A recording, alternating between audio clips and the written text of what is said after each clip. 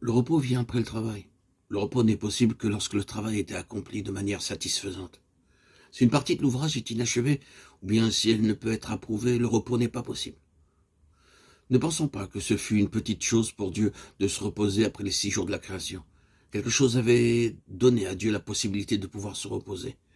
Et c'était quelque chose d'extrêmement puissant pour que Dieu, ce Dieu de dessein, ce Dieu de vie en abondance se repose. Comment a-t-il pu le faire? Genèse 1,31 en donne la raison. Dieu vit tout ce qu'il avait fait, voici, cela était très bon. Ainsi, il eut un soir et il eut un matin. Ce fut le 6e jour. Dieu s'est reposé le 7e jour.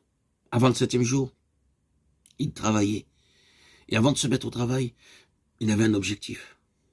Les Éphésiens le décrivent comme le mystère de sa volonté, son bon plaisir, ce qu'il a prédestiné.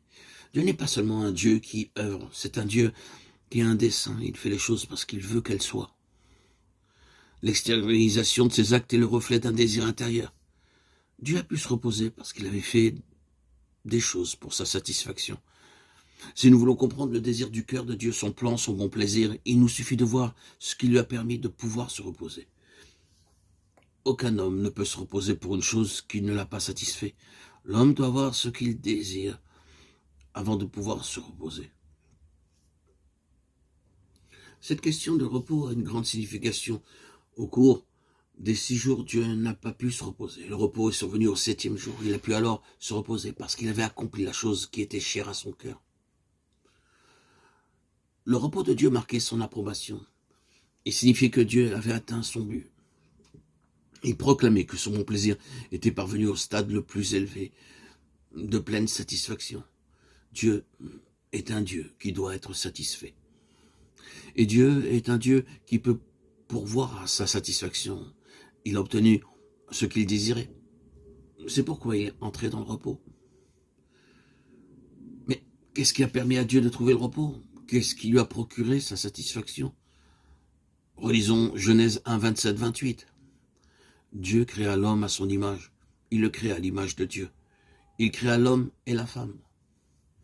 Dieu les bénit et Dieu leur dit, soyez féconds, multipliez-vous, remplissez la terre et l'assujettissez, et dominez sur les poissons de la mer, sur les oiseaux du ciel et sur tout animal qui se meut sur la terre. Dieu vit tout ce qu'il avait fait, et voici cela était très bon. Ainsi, il eut un soir et il eut un matin, ce fut le 6e jour, verset 31. Dieu bénit le 7e jour et il le sanctifia parce qu'en ce jour, il se reposa de toute son œuvre qu'il avait créée en la faisant. Genèse 2, 3. Le dessein de Dieu était d'avoir un homme pour gouverner, pour dominer sur la terre. Le 6e jour de la création, le dessein de Dieu a été atteint. C'est pourquoi le 7e jour, il s'est reposé de tout son ouvrage.